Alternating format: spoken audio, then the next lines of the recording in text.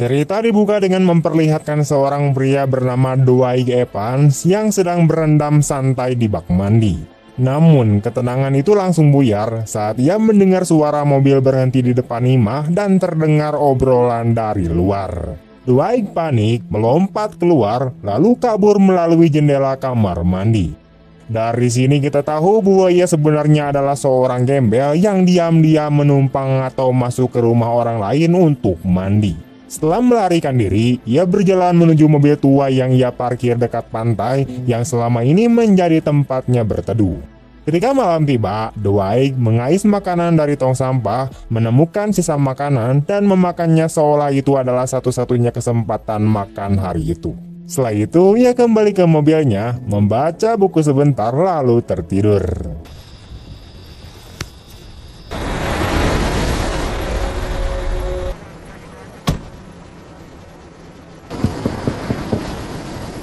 Keesokan paginya, ketukan di jendela membangunkannya. Seorang polisi wanita meminta Dwight ikut ke kantor polisi.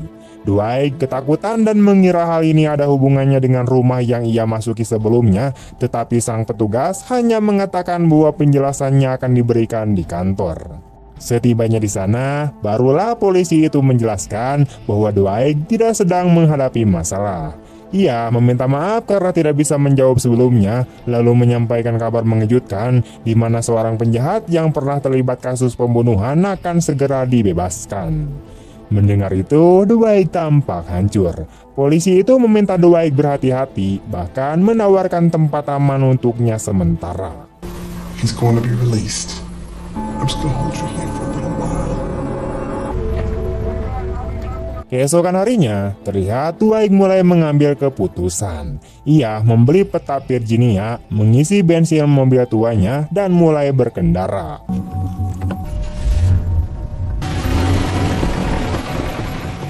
Di perjalanan, terlihat koran yang sempat diberikan sang polisi berisi berita pembebasan seorang pembunuh yang terlibat pembunuhan ganda pada tahun 1993. Dwight lalu mampir ke toko senjata berniat membeli pistol, namun uangnya tidak cukup. Ia sempat terpikir untuk mencurinya, tetapi kamera keamanan membuatnya mengurungkan niat. Do you sell stamps? Malam harinya, ia menemukan sebuah klub malam yang tampak sepi. Ada beberapa mobil terparkir tanpa pengawasan. Dwight memecahkan jendela salah satu mobil, mengambil pistol di dalamnya, lalu kabur. Besok paginya, ia mencoba merusak kunci pengaman pistol itu dengan linggis, tetapi bukannya terbuka, pistol itu malah rusak, membuat Dwight makin kesal.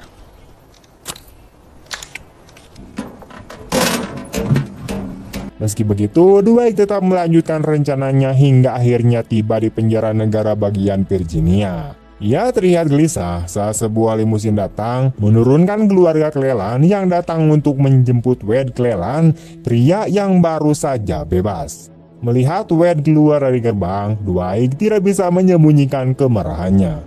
Ia lalu membuntuti keluarga itu hingga mereka berhenti di sebuah bar untuk merayakan kebebasan Wade.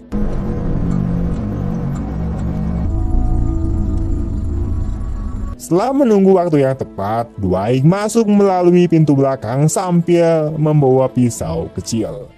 Ia bersembunyi di kamar mandi dan tak lama kemudian dua pria masuk, di mana itu adalah Wade dan adiknya. Dwight menunggu hingga adiknya keluar. Wade yang masih penuh emosi langsung menyerangnya, tetapi Dwight menusuk kepala Wade dan membunuhnya seketika.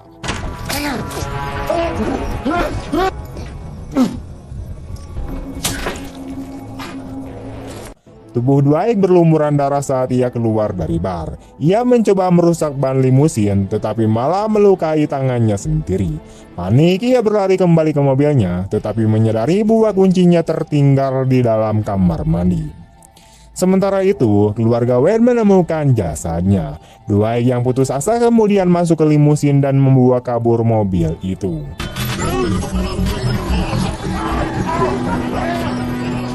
Saat melaju di jalan, ia hampir melompat ketakutan ketika melihat seseorang di kursi belakang. Ternyata itu adalah William, adik bungsu Cleland. William yang ketakutan bertanya apakah Dwight yang membunuh Wade, dan Dwight kemudian mengakuinya.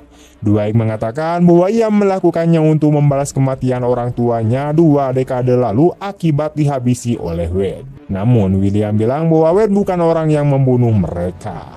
Did you hurt Wade? Wade hurt my parents. I don't think you did. Ia kemudian kabur meninggalkan Dwight yang kebingungan dengan pengakuan itu. Dwight meninggalkan limusin itu dan berjalan melewati hutan gelap hingga menemukan sebuah rumah kosong. Ia masuk ke dalam dan mulai membersihkan diri. Ia mencukur rambut panjang dan janggutnya, lalu memakai pakaian bersih.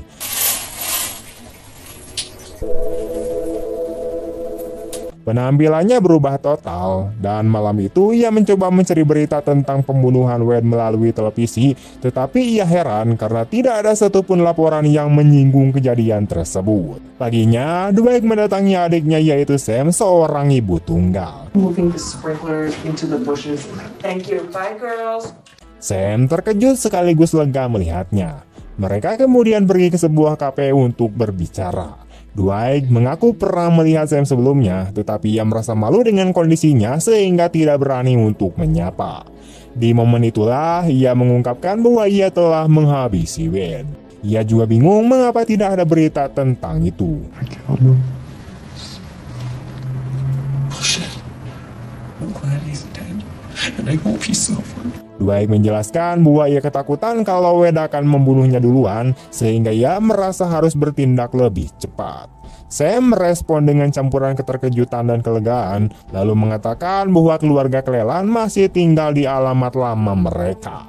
Ia juga bercerita bahwa setiap kali melihat limusin mereka lewat, ia selalu dipenuhi rasa marah. Mendengar itu, Dwight langsung panik dan bertanya di mana anak-anak Sam. Mereka ternyata sedang di rumah bersama pengasuhnya. Keduanya kemudian mengkhawatirkan kemungkinan bahwa keluarga Cleland akan membalas dendam. Where are your children? The sitter. She's not picking up. She's not picking up. Mereka segera pulang, tetapi untungnya anak-anak itu dalam kondisi aman. Meski begitu, Sam menampar Dwight karena telah membahayakan keluarganya. Dwight berjanji akan menyerahkan diri, tetapi terlebih dahulu ia ingin memastikan Sam dan anak-anaknya benar-benar aman. Ia memohon agar Sam pergi ke Peace Tribu karena mobil Dwight terdaftar di alamat rumah Sam, membuat tempat itu menjadi target. Sam awalnya bersikeras, tetapi pada akhirnya setuju demi keamanan anak-anaknya.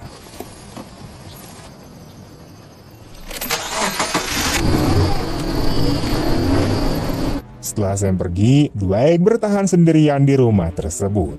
Ia mempersenjatai diri dengan garpu besar sebagai antisipasi jika keluarga Cleland kemudian datang. Ia berjaga sepanjang malam, tetapi tidak ada yang terjadi. Ketika ia mulai merasa aman, Dwight masuk ke dapur untuk membuat teh dan membuka kotak berisi kenangan lamanya.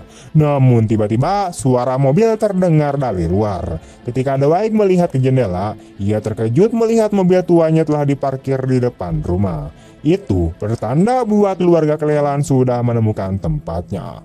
Dengan cepat, ia menyusun jebakan kecil di kamar atas untuk memancing perhatian para penyerang.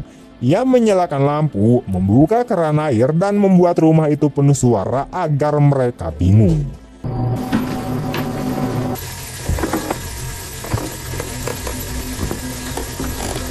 Tak lama kemudian, 2 saudara Cleland memecahkan jendela dan masuk lewat lantai bawah.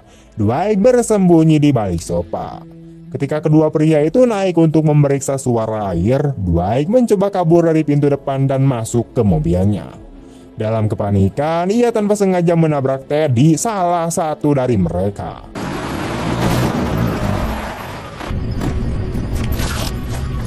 Dwight mencoba memastikan apakah mereka datang untuk dirinya atau Sam, tetapi Teddy tidak sadarkan diri. Saat mencoba memindahkan tubuh Teddy, saudara lainnya bernama Carol muncul dan menembaknya. Dwight terpaksa mengambil pistol Teddy dan menodongkannya, membuat Carol mundur. Dwight memasukkan Teddy ke mobil, tetapi Carol kembali dan menahannya hingga sebuah anak panah menancap di kakinya.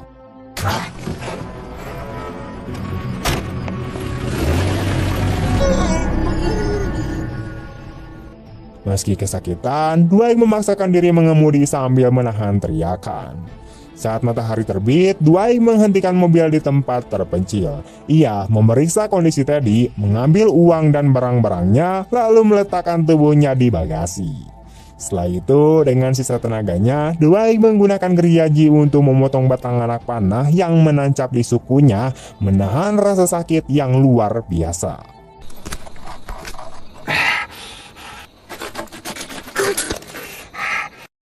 Setelah itu, Dwight pergi ke sebuah apotek untuk membeli persediaan medis yang kemudian ia gunakan untuk mencoba mencabut sisa anak panah di kakinya. Namun, rasa sakitnya menjadi terlalu kuat untuk ia tangani, sehingga ia bergegas menuju rumah sakit terdekat dan meminta pertolongan sebelum akhirnya pingsan. Ketika Dwight terbangun, ia mendapati dirinya berada di ranjang rumah sakit dan terkejut melihat bahwa luka di kakinya telah dijahit rapi. Ia segera menyelinap keluar dari rumah sakit tanpa seorang pun menyadarinya. Dwight kemudian kembali ke mobilnya, di mana Teddy sudah siuman dan memohon untuk dilepaskan. Namun, Dwight sama sekali tidak menghiraukannya dan justru mengambil beberapa pakaian dari sebuah pusat donasi untuk mengganti pakaian rumah sakitnya. Setelah itu, ia menuju rumah adiknya, dan di sana ia membersihkan seluruh tempat tersebut serta memperbaiki jendela yang pecah akibat kekacauan malam sebelumnya. Kemudian ia kembali ke mobilnya dan mulai membolak-balikan buku tahunan sekolahnya.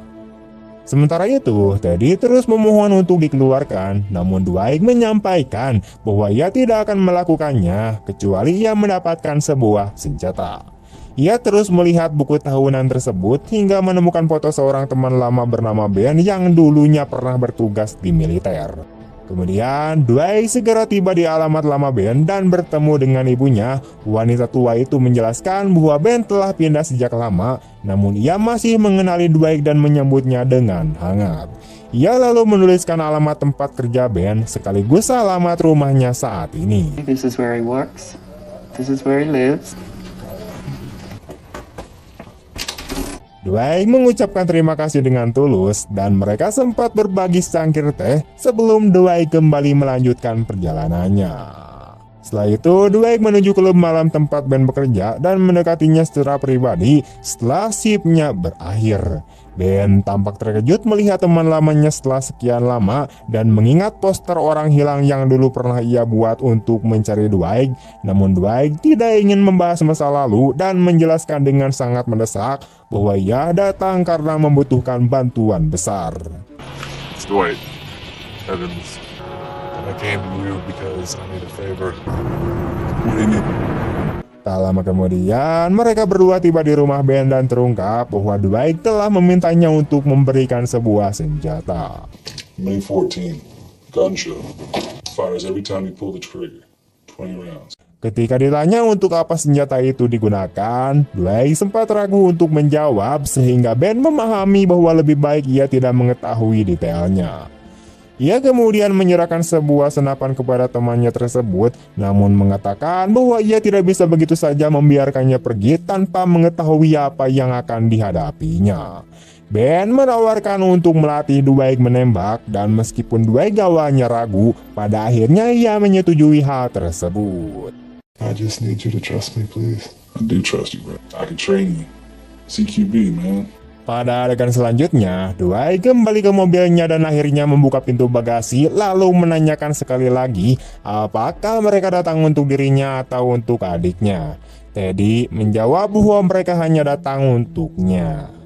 Dwight bertanya mengapa mereka tidak memanggil polisi dan Teddy menjelaskan bahwa keluarganya ingin menyelesaikan masalah tersebut secara pribadi. Stay in the trunk. Dwight kemudian memberinya air dan mengatakan bahwa ia akan menyerahkan diri kepada pihak kepolisian sehingga semuanya bisa dihentikan. Get to do what you did and just lock yourself up. You just meant Wade didn't kill your parents.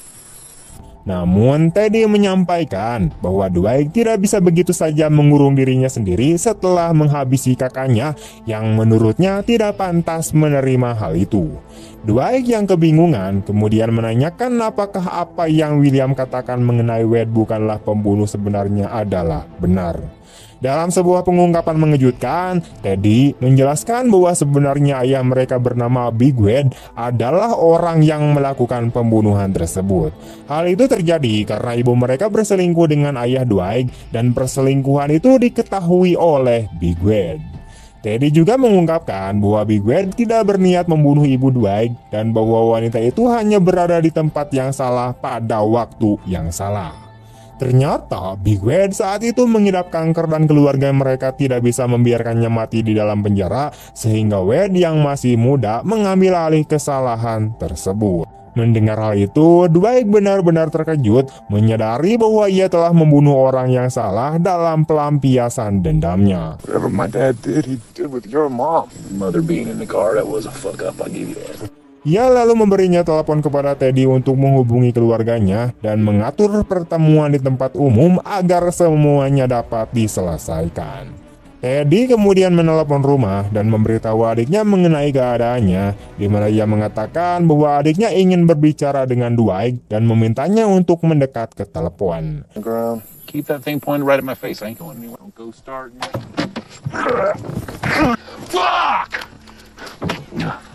Dwight menuruti dengan enggan, namun ternyata hal itu adalah sebuah kesalahan besar ketika Teddy tiba-tiba menjatuhkannya ke tanah dan merebut senapannya. Teddy kemudian mengatakan bahwa tidak ada siapapun di rumah dan seluruh keluarganya sedang berburu. Menyadari bahwa dirinya berada dalam bahaya besar, Dwight menerima takdirnya, namun menanyakan apakah mereka akan mengejar adiknya yang sama sekali tidak terlibat dalam masalah ini. Teddy tidak menjawab dan mulai mengejek Dwight dengan mengatakan bahwa pembunuh orang tuanya menghabiskan hari-hari terakhirnya dengan merokok dan minum-minum dan meninggal sebagai orang bebas. Pada saat Teddy hendak menghabisi nyawanya, mata Dwight tiba-tiba membesar saat ia melihat Ben yang sejak tadi diam-diam mengawasi kejadian tersebut. I have to wait for him to aim before I can shoot. Rest of his head.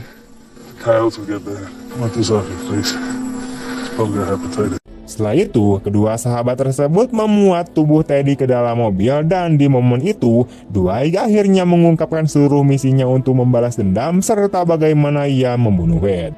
Ben kemudian mengajarinya latihan menembak dan memberikannya sebuah senapan yang lebih kecil yang dirasa lebih nyaman oleh Dwight.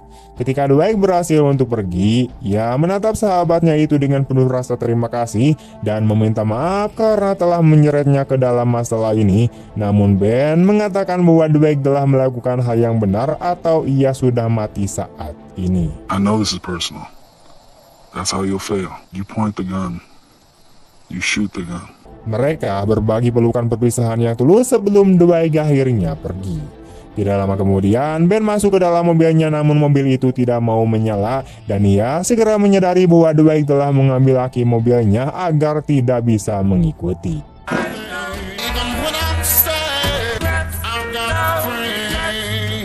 Pada adegan berikutnya, Dwight tiba di rumah keluarga Cleland yang berada jauh di tengah hutan yang terpencil. Ia dengan hati-hati mengamati area tersebut dan ketika menyadari tidak ada siapapun, ia mendobrak pintu dan masuk ke dalam.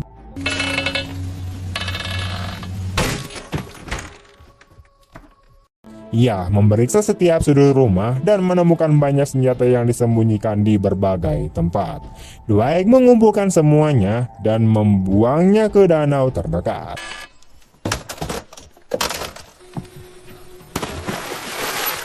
Setelah itu, ia minum banyak air sebelum keluar rumah untuk buang air kecil di atas makam Big Wed sebagai bentuk penghinaan kepada pria yang telah menghancurkan keluarganya.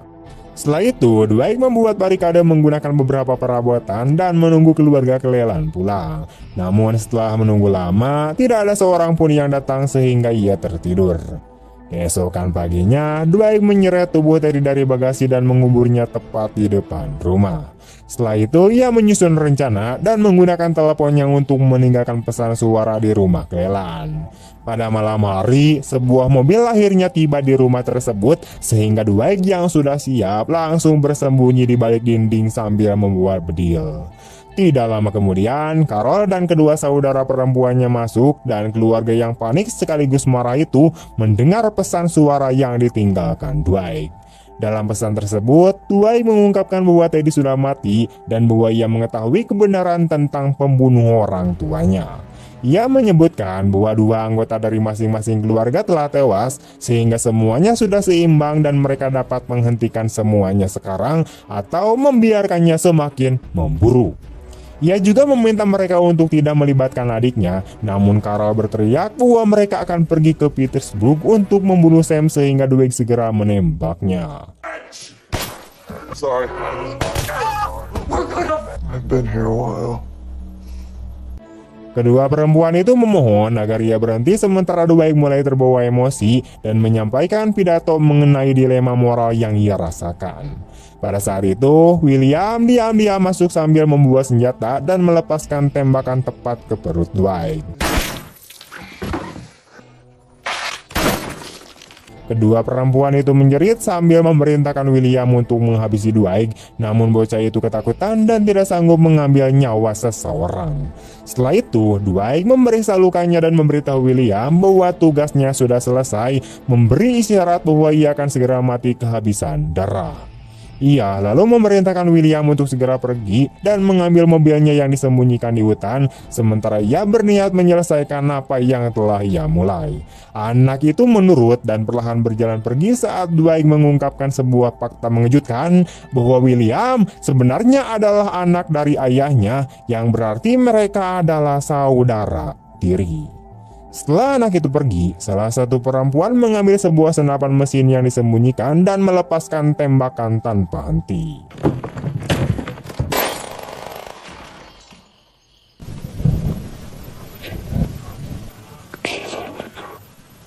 William mendengar suara baku tembak itu, namun ia menolak untuk kembali ke dalam rumah dan membiarkan kekerasan brutal antara dua keluarga itu berakhir dengan sendirinya. Di dalam rumah, kedua perempuan itu tewas dan film ini berakhir dengan Dwight yang menerima kematiannya dengan tenang, menyadari bahwa lingkaran balas dendam itu akhirnya telah berakhir. Tamat. Kisah ini mengingatkan bahwa balas dendam tidak pernah membawa kedamaian. Amarah hanya membuka pintu menuju lingkaran kekerasan yang tidak akan pernah berakhir. Pada akhirnya, keberanian yang paling sulit bukanlah menembakkan peluru, tetapi memilih untuk menghentikan pertumpahan darah meski hati dipenuhi luka. Kita belajar bahwa keluarga adalah tempat seseorang kembali, bahkan ketika hidup terasa paling suram. Kesetiaan, kejujuran, dan kemampuan untuk mengakui kesalahan jauh lebih kuat daripada dendam yang membutakan. Dengan membuat pilihan yang benar, seseorang bisa memutus rantai kebencian dan menemukan kembali arti perlindungan serta kemanusiaan.